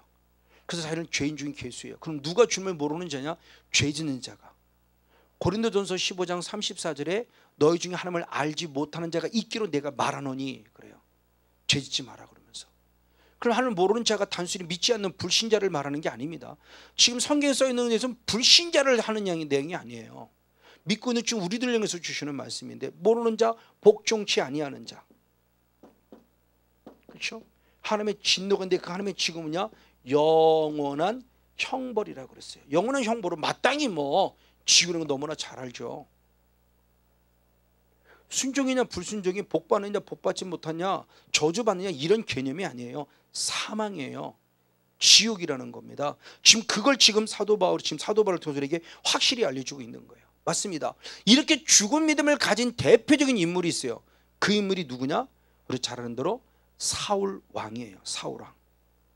사울 왕도 처음에는 살아있는 성령의 사람이었어요. 자, 사무엘상 10장 1절 6절 두 절 말씀을 봅니다. 사무엘상 10장 1절 6절 두 절 말씀을 같이 봅니다. 같이 한번 읽겠습니다. 시작. 이에 사무엘이 기름병을 취하여 사울의 머리에 붓고 아멘 입맞추어 가로되 여호와께서 내게 기름을 부사 그 기업의 지도자 즉 이스라엘의 지도자로 삼지 아니했느냐? 내게는 여호와의 신이 크게 임함으로 아멘 너도 그들과 함께 예언하고 변화의 새 사람이 되리라. 이미 하나님은 사울왕을 성령의 기름을 부어서 이제 주님 안에서 완전히 새로운 사람으로 성령의 사람으로 변화시켜 줬다는 거예요. 성령의 사람이에요. 하나님의 사람이에요. 그럼에도 불구하고 그가 어떻게 했냐는 겁니다. 하나님 말씀에 불순종해요. 두 번이나 기회를 주지만 다 불순종해요. 그 불순종한 결과가 어떤 결과를 가져왔냐? 사무엘상 15장 23절 사무엘상 15장 15장 23절 말씀 역시 같이 있습니다. 시작. 이는 거역하는 것은 사술의 죄와 같고 아멘. 완고한 것은 사신 우상에게 절하는 죄와 같음이라. 왕이 여호와의 말씀을 무엇했다? 버렸으므로 여호와께서도 왕을 버려 왕이 되지 못하게 하셨다. 하나님의 말씀을 버린 거예요. 하나님의 말씀을 버린 하나님 자체를 버린 거예요. 그분이 하시는 말씀을 인정하지 않으니까. 근데 하나님도 단호하십니다. 나도 너를 버리노라. 그러니까 하나님만큼 냉정하신 분이 없다는 말 소시하는 게 바로 그거예요. 하나님만큼 인자하시고 온유하시고 마지막까지 끝까지 오래 참아 견디시는 분이 없는가 반면에 하나님 한번 마음 딱 돌아서면 그분만큼 냉정하신 분이 없어요. 그분을 정으로 대하는 분이 아니에요. 영이에요. 영. 그래서 주님은 그걸 뭐를 얘기하고 싶은 거냐? 바로 사무엘상 15장 22절이 바로 그겁니다. 순종이 제사보다 낫다는 거예요. 나는 순종하는 자의 목소리를 좋아한다고 말하는 겁니다. 자, 15장 22절 말씀을 같이 한번 읽겠습니다. 사무엘상 15장 한번 22절 한 절 말씀을 같이 한번 읽습니다. 시작. 목소리 순종하는 것을 좋아하심같이 순종이 제사보다 낫다는 거죠. 나는 목소리를 순종하는 것이 좋아하신다는 거예요. 그러면서 귀한 말씀 주신 게 뭐냐? 순종이 제사보다 낫다는 거예요. 그러니까 똑같은 예배를 드려도 순종하지 않는 예배, 그러니까 사무엘이 지금 책망받는 게 예배를 안 드리고 책망받는 게 아니에요. 참 사울이 예배를 드리고도 하나님이 원하시는 예배가 아닌 아말렉과 싸움에서 불순종의 예배를 드리니까 나는 순종을 원하는 거지 네가 행위적으로 예배를 드리는 걸 원하지 않는다라는 걸 얘기하는 거예요. 순종이 제대로 났다는 게 바로 그런 개념이죠. 바로 이런 모습을 말하고 있습니다. 맞습니다. 이스라엘 백성이 결국 아까 얘기했던 안식 가나안 땅에 들어갈 때도 똑같아요. 그 순종한 거 믿음이라는 게 결국 뭐냐? 언약궤를 메고 밤낮 안 바냐는 걸 그걸 여호수아에서는 그렇게 표현해요. 여호수아 3장 15절 16절을 봅니다. 여호수아서 3장 15절 16절. 요단이 몸에 거두기 시기에는 항상 언덕에 넘치더라. 궤를 맨 자들이 요단의 이름에 궤를 맨 제사장의 발이 물가에 잠기자 곧 위에서부터 흘러내리던 물이 그쳐서라고 그랬습니다. 자, 홍해는 물이 갈라지는 거고 요단강은 물이 끊어지는 거예요. 그래서 밑으로 쭉 내려가고 위에는 막히는 거예요. 근데 언제냐? 제사장들이 언약궤를 메고 물길이 발에서 물이 잠길 때예요. 그 잠긴다는 게 한 발만 딱 들어서 발목에만 잠길런지 무릎에 잠길런지 허리에 잠길런지 몰라요. 그럼 언제까지 순종이냐? 물이 멈출 때까지 순종이죠. 하나님 왜 안 돼요? 이게 아니에요. 나 발 댔잖아요. 왜 안 돼요? 이게 아니고 주님의 물을 멈춰준다 할 때까지 나는 들어갈 수밖에 없어요. 그 죽을 수도 있어요. 그런 상황 속에서 우리의 순종을 원하는 신앙이에요. 이게 보통 신앙이 아니라는 겁니다. 그리고 역시 마찬가지죠. 목숨을 걸고 예루살렘을 떠나지 않은 자들이 성령 받은 거죠. 지금 예수 믿는 잔당들 찬역 로마 병정들이 지금 발버둥을 치고 있을 때 예루살렘을 떠나지 말라는 그 말씀에 순종한 자는 120명이에요. 목숨 순종. 그 사람들만이 성령 받은 거죠. 그 사도행전 1장 3절 4절에 그렇게 표현했습니다. 사도행전 1장 4절 5절 사도행전 1장 4절 5절 두 절 말씀을 같이 봅니다. 시작. 사도와 같이 모이사 저에게 분부하여 가르칠 때 예루살렘을 떠나지 말라. 아멘. 내게 들은 바 아버지 약속하신 것을 기다리라. 할렐루야. 요한은 물로 세례를 베풀었으나 너희는 몇 날이 못되어 성령으로 세례를 받으리라 하셨느니라. 예루살렘을 떠나지 말라. 목숨 건 순종입니다. 요단강을 건너라. 목숨 건 순종이에요. 이것이 결국 구원이에요. 이 순종이 결국 성령이에요. 그러니까 복받는다는 개념으로만 끝나는 것이 아니라 영혼의 구원과 분명한 목적을 가지고 있다는 것을 알아야 된다는 겁니다. 맞습니다. 바로 이런 모습 가운데 대표적인 말씀이 바로 마태복음 25장이죠. 복음서의 계시록이죠. 24장 25장에 그러면서 25장에 세 가지 사건이 기록되어 있어요. 첫 번째죠. 슬기로운 5천 미련한 5천의 그 결과가 뭐냐는 거예요. 그러면 성경 확인해 볼 때 마태복음 25장 10절하고 12절 말씀, 마태복음 25장 10절 12절 말씀 역시 한번 한 목소리로 같이 한번 보겠습니다. 시작. 저희가 살아간 동안에 신랑이 오므로 예비하였던 자들은 함께 혼인잔치에 들어가고 아멘. 문은 닫힌지라 대답하여 가로되 진실로 너희에게 이르노니 내가 널 알지 못하노라. 자, 신랑이 늦게 왔어요. 신랑을 맞이하러 지금 간 겁니다. 신부 10명의 신부 우리예요. 우리 지금 우리가 갔다가 신랑이 늦게 왔어요. 잠깐 졸았어요. 그때 신랑이 온다 얘기를 들었어요. 그리고 뻘떡 깼어요. 감사하게 다 잠자지 않아서 깼어요. 깨서 가는데 누군가는 슬기로운 5처녀는 지금 오르는 바람에 기름이 꺼져가고 있는 거예요. 등불이. 역시 마찬가지고요. 근데 슬기로운 다섯은 기름을 준비했기 때문에 보충해서 신랑 오실 예수를 맞을 길을 나가는데, 미련한 다섯은 그걸 준비하지 못한 거예요.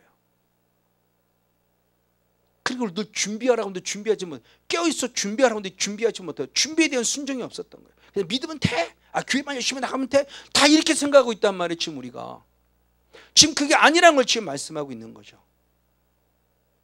그래서 깨어있어 준비하라는 겁니다.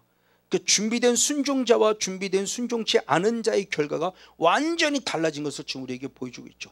두 번째 모습은 달란트 비유입니다. 한 달란트, 두 달란트, 다섯 달란트 받은 자죠. 그들이 역시 마찬가지입니다. 마태복음 25장 23절 30절 두 절 말씀입니다. 마태복음 25장 23절 30절 두 절 말씀 역시 한번 같이 한번 읽겠습니다. 시작. 그 주인이 이르되 잘하였도다 착하고 충성된 종아, 내가 작은 일에 충성하였으며 아멘. 내가 많은 것으로 내게 맡기리니 할렐루야. 내 주인의 즐거움에 참여할지어다고 아멘. 이 무익한 종을 바깥 어두운 데 내어 쫓아라. 거기서 슬피 울며 이를 갈미 있으리라. 할렐루야. 말씀에 순종하여 충성한 자 두 달란트 남겼고 다섯 달란트 남김에 지키 작은 일에 충성된 자라고 칭찬받아 천국 백성이 됐고, 한 달란트 받은 자는 땅에 묻어뒀어요. 하나님을 모르는 거예요. 땅에 묻어뒀어요. 그랬더니 주님이 뭐라고 말하냐? 그럼 은행이라도 좀 갔다 오지. 은행 그럼 이자라도 있을 거 아니야. 결국 주님을 알지 못하는 자, 있는 것을 뺏기서 누구한테 주느냐? 있는 자에게 줘요. 그러니까 한 달란트 뺏어서 두 달란트 있는 자에게 주고, 한 달란트 뺏어서 10달란트 있는 자에게 주는 거예요. 그러면서 한 달란트 받은 자는 결국 뭐냐? 바깥 어둠 속에 내어 쫓으라 해요. 거기서 슬픔이, 바깥 어둠에 내어 쫓으라. 그 슬픔이 그 어디예요? 지옥이잖아요. 그걸 세 번째 비유에서 양과 염소를 구분하십니다. 차별은 하지 않지만 분명히 구분하세요. 구분하실 때 종착점이 달라요. 작은 자를 섬겼던 양, 작은 자를 섬기지 않았던 염소, 그의 결국은 어떤 결국이냐? 자, 마태복음 25장 34절 그리고 41절 역시 두 절 말씀이 있습니다. 마태복음 25장 34절 41절 시작. 그때 임금이 그 오른편에 있는 자, 양들입니다. 이르되 내 아버지께 복받을 자들이여 나와 창세로부터 너희를 위하여 예비된 나라, 하나님 나라 천국을 상속하라. 근데 이제 염소들입니다. 염소는요, 또 왼편에 있는 자들이 이르되 저주를 받은 자들아 나를 떠나 마귀와 그 사자를 위하여 예비된 영영한 불에 들어가라. 마귀를 위하여 예비된 영영한 불. 원래 지옥은 마귀를 위해 예비된 건데 나까지 지금 가는 거예요. 그러니까 사탄이 저와 여러분을 그냥 같이 끌고 들어가는 거예요. 자기들이 억울하니까. 뭐를 통해서? 불순종하게 해서. 불순종이 곧 죄예요. 그 사탄이 지금 저와 여러분을 지금 어떻게 이끌어가고 있냐는 겁니다. 우리가 잘 알고 있는 젊은 청년, 부자 청년이길 알아요. 그 사람은 늘 영생에, 구원에 관심을 갖고 있어요. 어떻게 하면 영생을 얻으리까? 말씀드린 계명대로 살아야 된다. 나는 어렸을 때 잘 살았습니다. 그럽니다. 그때 예수님이 사랑하는 마음으로 권면했다고 그랬어요. 한 가지 부족한 게 있구나. 그게 뭡니까? 너 부자인 걸 알고 있다. 그걸 팔아라. 가난하게 줘라. 그리고 날 쫓아라. 그랬더니 내가 부자인 거로 근심이 돼서 결국 예수님을 떠났다고 표현해요. 자, 그럴 때 예수님이 하시는 말씀의 모습이 뭐냐? 부자가 천국 들어가기가 얼마나 어려운지, 낙타가 바늘기로 들어가는 게 더 쉽다라고 표현했어요. 이게 누가복음 18장의 말씀이 기록된 것이죠. 자, 누가복음 18장 18절 23절 24절 25절 말씀을 한번 연이하면 읽겠습니다. 시작. 어떤 관원이 물어 가로되 선한 선생님이여 내가 무엇을 영생을 얻으리까? 영생에 관심이 있어요. 그래서 방금 얘기한 겁니다. 말씀대로 살아. 어렸을 때 살았습니다. 한 가지 부족한 게 있구나. 가난한 자에게 나눠줘라. 네 부자인 그 돈 다 팔아갖고 가난한 자를 쫓아라. 그랬더니 바로 그 말입니다. 그래서 23절에 그 사람이 큰 부자인 거로 이 말씀을 듣고 심히 근심하더라. 그때 예수께 저를 보시고 그랬을 때 재산이 있는 자는 하나님의 나라 들어가기가 어떻게나 어려운지 약대가 바늘기로 들어가는 것이 부자가 하나님 나라 들어가는 것보다 더 쉽다라고 표현해요. 이게 지금 무슨 의미일까요? 자, 이걸 지금 우리가 보자는 겁니다. 자, 낙타가 바늘기로 들어가는 게 가능합니까? 불가능합니까? 불가능한 얘기예요. 그럼 부자가 천국 들어간다는 거 쉽지 않아요. 그러니까 쟤들이 묻죠. 그럼 누가 들어갈 때? 하나님은 할 수 있느니라. 들어간 자가 있긴 있다는 거죠. 대표적인 게 성경에 나사로와 부자에게 나오잖아요. 부자가 하나님을 안 믿었나요? 아브라함을 아버지라고 부르잖아요. 하나님 믿었던 사람이라니까요. 그러니까 등 따스고 배부르고 돈 많은 거 너무 좋아하지 마세요. 까딱 잘못하면 정말 낙타가 들어가는 것보다 더 어려워요. 뭐 할 거는 거예요? 나누라는 거예요. 주라는 겁니다. 바나바처럼. 그 천국 간다는 거 너무 쉽게 생각하지 마시고 이 땅에서 잘 먹고 잘 사는 거를 예수 믿고 복 받다는 차원으로 끝내. 진짜 예수 믿고 복 받은 사람은 나눌 줄 알아요. 그래요. 천국 가는 길이 뭘까요? 믿습니다. 그러면 천국 가나요? 지금 예수는 그런 믿음을 말하고 있는 게 아니에요. 그 믿음이 지금 우리에게 순종이라는 표현을 지금 가르쳐주고 있는 겁니다. 맞습니다. 어쨌든 바로 이런 모습을 보면서 이것이 결국 뭐냐, 마지막 때 알곡과 가라지를 나누시는 거예요. 구분하시고 주님께서 말씀하는 부분의 모습입니다. 자, 그 말씀을 기록한 게 마태복음 13장 38절로부터 40절까지. 역시 한번 같이 한번 읽겠습니다. 38절 40절 시작. 밭은 세상이요 좋은 씨는 천국의 아들들이고 가라지는 악한 자의 아들들이고 가라지를 심은 자는 원수는 마귀고 그러면 추수때는 세상 끝인데 추수꾼은 천사들이니 그런즉 가라지를 거두어 불에 사르는 것 같이 세상 끝에도 그러하리라. 가라지는 거두어 불에 사르는 세상 끝에 그런다. 지옥이라는 거죠. 그러면서 그 말씀을 더 의미심장하게 설명한 게 자 마태복음 13장은 하나님의 나라 비유를 얘기하는 거예요. 수없는 비유 가운데 아주 중요한 하나의 비유가 있어요.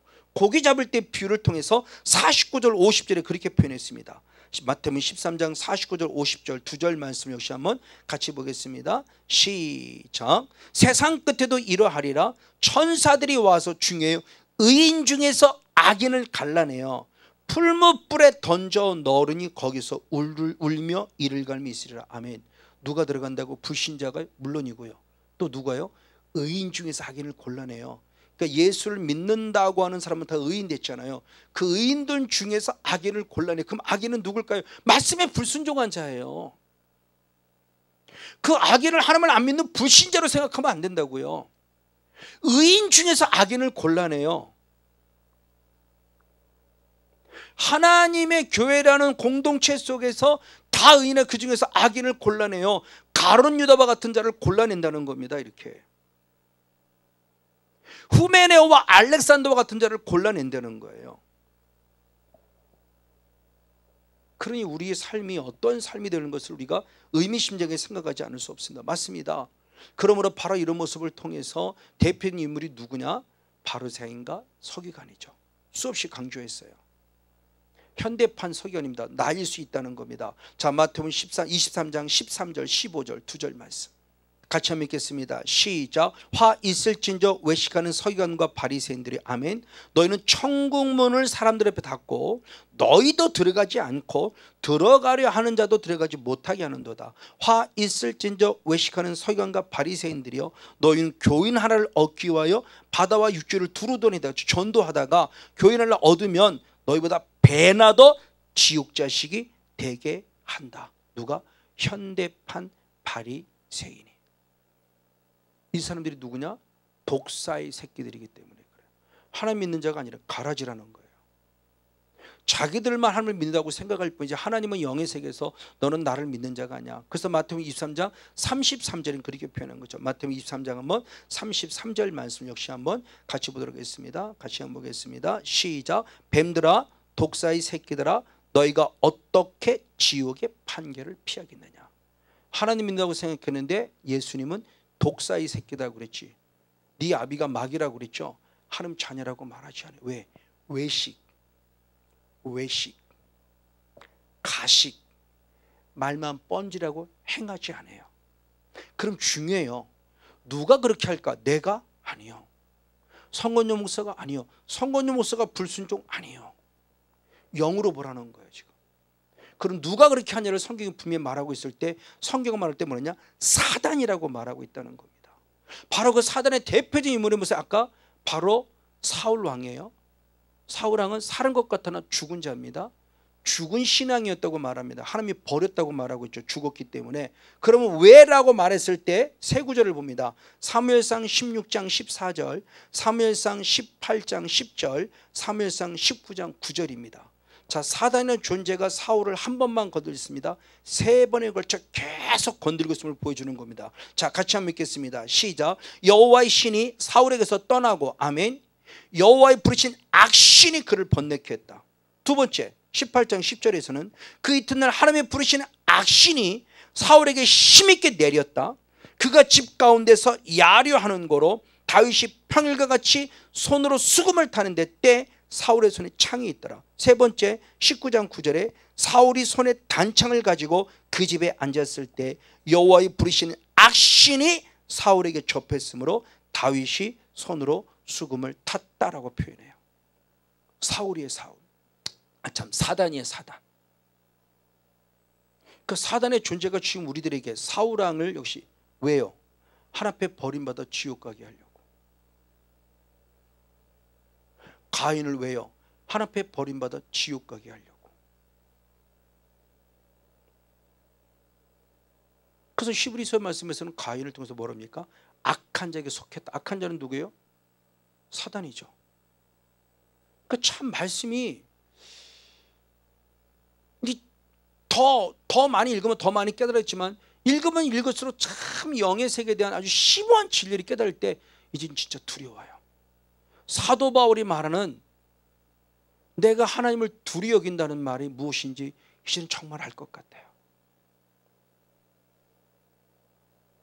내가 남은 구원시키고 내가 버림받을까 심히 두렵고 떨려 자기를 날마다 쳐서 복종한다는 게 이제 무엇인지 알 것 같아요. 말씀을 접하면 접할수록 전하면 전할수록 함께 말씀을 나누면 나눌수록 정말 그래서 저는 제 스스로 말씀을 준비하고 말씀을 읽고 말씀을 결국 이렇게 하면서 더 많은 스스로 은혜를 받고 저를 많이 채찍질하는 겁니다. 정말 하나님이 원하시는 삶이 어떠한 삶인가에 대한 부분을 한번 찾아가려 위해 쓰는 거예요. 그리고 사탄의 목적이라고 그랬죠. 아까도 얘기했죠. 마태복음 25장 41절의 말씀에 마귀와 그의 부하들 그의 귀신들이 예비된 바로 그 죄를 짓는 바로 그에게 지옥에 보내기 함이라고 말한 거예요. 그러면서 야고보 사도가 중요한 얘기를 했어요. 뭐라고 얘기했냐? 야고보 사도가 얘기했대. 너희가 하나님을 믿느냐? 맞다. 잘하고 있다. 근데 귀신도 믿고 덜도 떨고 있다 이렇게 표현해요. 자, 그 성경을 우리 개역 성경과 더불어서 한번 현대인 성경으로 한번 같이 보겠습니다. 현대어 성경으로. 자, 현대어 성경이 훨씬 더 우리가 이해하기 쉽게 말씀을 잘 설명해냈어요. 자, 야고보서 2장 19절 말씀. 자, 개역성을 한번 먼저 같이 있습니다. 시작. 내가 하나님은 한 분인 줄 믿느냐? 맞다. 잘하는도다. 칭찬해 주죠. 그런데 귀신도 믿고 떤다 이렇게 표현해요. 귀신도 믿어요. 그러면서 현대어 성경이 그걸 지금 풀어서 이 말씀 야고보 사도가 쓴 의도가 무엇인지 풀어서 지금 의역해서 풀어놓은 거예요. 자, 현대어 성경을 역시 봅니다. 같이 한번 읽겠습니다. 현대어 성경 시작. 그저 믿기만 하면 된다고 주장하는 사람이 아직도 있습니까? 지금 우리가 그렇잖아요. 믿으면 돼. 믿습니다. 그러면 야고보 그러는 거예요. 그럼 믿기만 하면 된다고 아직도 주장하는 사람이 있습니까? 오해하지 말라는 겁니다. 지금 그런 당신도 하나님이 오직 한 분이라는 걸 믿겠지요? 맞습니다. 잘하고 있습니다. 그런데 악마도 마귀도 사탄도 그것을 알고 있기에 공포에 떨고 있음을 기억하십시오. 예수를 믿는다는 것은 그도 안다는 거예요. 그도 믿고 지금 덜벌 떨고 있다는 거예요. 누가? 사단이요. 그럼 믿으면 구원이라고 그랬는데 근데 우리는 잘 알잖아요. 답은 사탄은 절대 천국 갈 수 없잖아요. 그러면 우리가 믿는 믿음과 사탄이 믿는 믿음의 차이가 뭐예요? 믿음은 구원인데 우리가 알고 있는 기본 정서로는 틀린 얘기 아니에요. 그런데 우리가 갖는 믿음과 사탄이 갖는 믿음의 차이점이 있다는 거죠. 그러니까 결국 사탄은 천국 갈 수 없어요. 아무리 하나님을 믿는다고 해도. 왜? 그 차이가 뭐냐? 우리는 믿음이 순종 있는 믿음이고 그에게는 순종이 아닌 불순종의 믿음인 거예요. 그래서 사도 바울은 이 말씀을 내가 누구에게 순종하느냐에 따라서 그의 종이 된다고 그런 거예요. 자, 로마서 6장 한번 로마서 6장 16절 말씀을 보겠습니다. 로마서 6장 16절. 네, 같이 한번 읽겠습니다. 시작. 너희 자신을 종으로 들여 누구에게 순종하든지 그 순종함을 받는 자의 종이 되는 줄을 너희가 알지 못하느냐? 혹은 죄의 종으로 사망, 그렇죠? 죄의 종으로 사망, 사탄의 종으로 사망, 혹은 순종의 종으로 하나님께 순종의 종으로 의에 이르느니라. 죄의 종이 된 거죠. 사탄에게 불순종을 말하는 거죠. 불순종은 결국 죄의 종 사탄에게 순종하는 거예요. 그랬을 때 사망. 그런데 하나님께 순종한 자는 의에 이른다고 말하며 우리의 믿음과 사탄의 믿음이 분명히 다름을 확실히 지금 알려주고 있는 건 맞습니다. 즉 성령님은 우리들에게 하나님께 순종하는 의의 병기가 되게 하고 마귀는 죄에게 순종하는 불의의 병기로 만든다는 거죠. 자, 로마서 역시 6장 13절 말씀을 봅니다. 로마서 6장 13절 말씀 역시 한번 같이 보겠습니다. 시작. 또한 너희 지체를 불의의 병기로 죄에게 드리지 말고 사탄에게 주지 말고 오직 너희 자신을 죽은 자가 다시 살리신 자같이 다시 산 자같이 하나님께 드리며 아멘. 너희 지체를 의의 병기로 하나님께 드리라. 내 존재를 하나님께 드리는 의의 병기 순종. 사탄에게 주는 것은 불의의 병기. 불의의 병기는 마땅히 지옥이고요, 바로 의의 병기는 마땅히 하나님의 나라고요. 그러면서 이 말씀을 잘 설명한 게 호세아서입니다. 호세아 선지자는 호세아서 14장 9절에 이렇게 표현했습니다. 호세아서 14장 역시 한번 9절의 말씀을 보겠습니다. 역시 한번 같이 한번 있습니다. 시작. 누가 지혜가 있어 이런 일을 깨달으며 누가 총명이 있어 이런 일을 알겠냐. 지금 깨달으라는 거예요. 총명은 제가 지은되는 건 뭐냐. 여호와의 도는 정직하니 아멘. 의인이라야 그 도에 행하리라. 의인이라야 그 도에 행하리라. 반대로 그러나 죄인은 그 도에 무엇한다? 거쳐 넘어진다. 자, 이 말씀을 제가 많이 강조했던 말씀의 핵심입니다. 자, 제가 그렇게 표현하죠.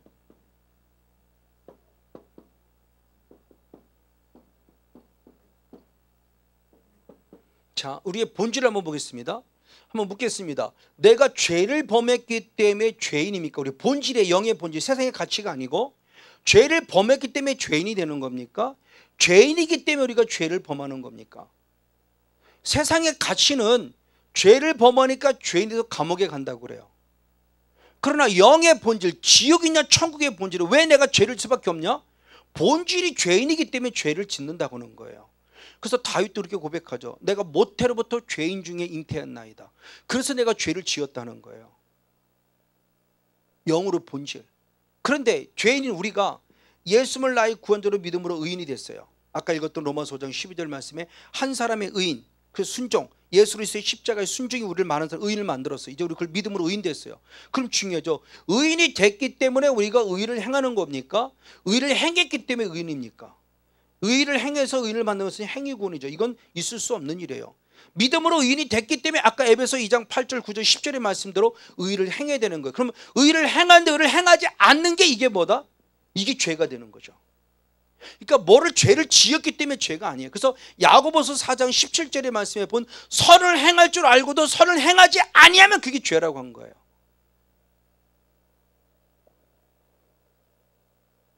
근데 사탄은 선을 행하지 못하게 만들죠. 그래서 호세아 선지자가 바로 이걸 알라, 이걸 지혜롭게 깨달아, 총명인 자라 좀 되라, 깨달으라. 그래서 의인은 뭐냐는 겁니다.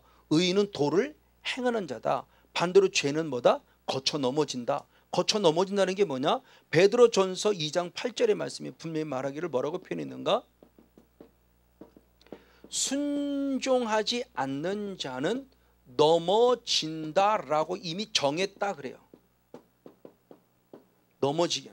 그러니까 베드로전서 2장 8절의 말씀에 순종치 아니하는 것은 넘어진 자라고 이미 주님이 정했다 그랬어요. 그러니까 결국 아까 호세아 14장 9절 말씀에 의인은 도를 행하는지만 죄인은 그 도에 거쳐 넘어진다. 걸쳐 그 도 때문에 그 말씀에 걸려서 넘어진다. 그럼 결국 불순종했다는 것을 말하고 있다는 거죠. 그러니까 이 말씀이 지금 우리가 갖는 의미가 너무너무 중요한 의미를 갖는 거예요, 여러분. 내가 의를 행했기 때문에 구원 얻는 거 아닙니다. 행위 구원 아니에요. 그러면 저는 잘못 가르치지 않고 저는 거짓 선자예요. 하나님 앞에 나아갈 수 없어요. 그럼 지금 우리들이 참 신앙이 결국 무엇인가에 대한 부분을 지금 우리에게 가르쳐주고 있는 거죠. 맞아요. 그러면 지금 이와 같은 사단의 역사의 모습으로는 그러면 어떻게 될 것이냐? 성령 받아서 귀신을 쫓아내는 것밖에 없어요. 그게 하나님의 나라라고 그랬어요. 그런 성령 받으면 어떻게 되냐? 회개해야 돼요. 회개를 많이 강조했죠. 사도행전 2장 38절 말씀에 회개하여 죄사 먹고 성령을 선물로 받아라. 반면에 사도 바울은 4단계를 말했죠. 디모데후서 2장 25절 26절 말씀에 회개하라. 그럼 진리를 안다. 진리를 알면 마귀를 쫓아낸다. 마귀를 쫓아내면 하나님께 사로잡힌다. 하나님께 사로잡히면 하나님의 뜻을 이루게 한다. 순종이죠. 그리고 왜 순종 못했냐? 하나님께 사로잡히지 못했기 때문이다. 그 왜 하나님께 사로잡히지 못했냐? 마귀한테 이미 내가 눌려 있었기 때문이다. 그럼 왜 마귀한테 눌려 있었냐? 진리를 몰랐기 때문이다. 그럼 왜 진리를 몰랐냐? 회개가 없었기 때문이다. 하나님의 뜻을 이뤄낼 수 있는 통로예요. 사단이 저를 방해하고 있는 거예요. 그러니까 우리의 삶 자체가 늘 영의 세계관을 늘 인지하는 게 바로 그거예요. 그냥 화난다 이렇게 생각하지 마세요. 저 사람 때문에 화나네 이렇게 생각하지 마라. 지금 악한 사탄이 저 사람을 통해 내 안에 악한 영이 지금 이래서 나를 화나게 만들어. 이거 빨리 알아야 된다는 겁니다. 그래야 그 사람이 믿지를 않아요. 안 그러면 그 사람이 미워지는데요. 그 영을 빨리 인지하라는 거예요. 그래서 이 영에 깊이 있는 기도를 한 자가 누구냐? 우리가 잘 아는 대로 다윗이에요. 다윗은 이 심오한 진리의 기도를 드립니다. 그렇죠? 내가 간음의 죄를 범했어요. 그리고 간음의 죄를 숨기려고 살인죄까지 범했어요. 하나님은 아셨어요. 나단 선지자를 또 책망합니다. 즉시 회개합니다. 그 회개의 내용을 기록한 게 시편 51편이죠. 그 시편 51편을 기록할 때 뭐라고 다윗이 기도하냐? 앞전의 말씀에서는 내가 죄인 중에 잉태한 모습이기 때문에 죄를 지다고 말하며 죄에 대한 회개를 얘기할 때 그는 이렇게 기도를 합니다. 마지막 결론을 맺겠습니다. 시편 51편 11절 12절 말씀. 나를 주 앞에서 쫓아내지 마시며 아멘. 주의 성신을 내게서 거두지 마소서 아멘. 주의 구원의 즐거움을 내게 회복시키소서 아멘. 그래서 자원하는 심령을사 나를 붙드소서 할렐루야. 철저히 회개할 때 이 죄가 나를 어떻게든 주님으로부터 쫓아냄을 알고 있어요. 성령을 거두심을 알고 있어요. 구원을 빼앗김을 알고 있어요. 사탄이 그것 때문에 우리를 죄짓게 하는 거니까.